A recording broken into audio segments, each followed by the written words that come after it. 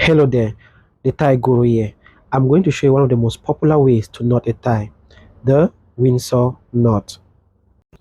Firstly, you want to have your tie on your neck with your collar up. Then you slowly adjust your tie this way.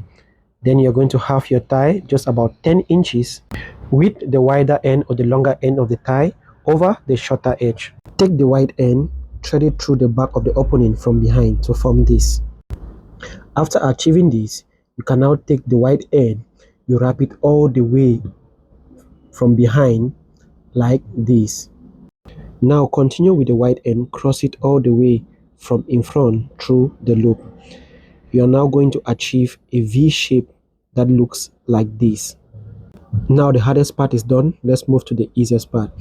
You can just put your finger, your index finger, in between. Then you cross the wide end of the tie across horizontally and later pass it from behind through the hole created by your index finger.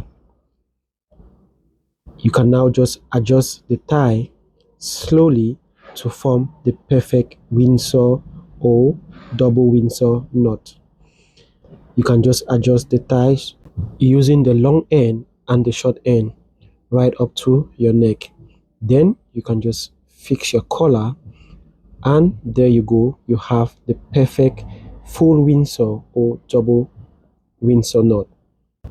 Adjust until you feel comfortable, then you are good to go. Don't forget to clip in the shorter edge of the tie as you see here, so that your tie won't be flying around. If you enjoy this kind of video, kindly subscribe and turn on the notification bell. See you next time.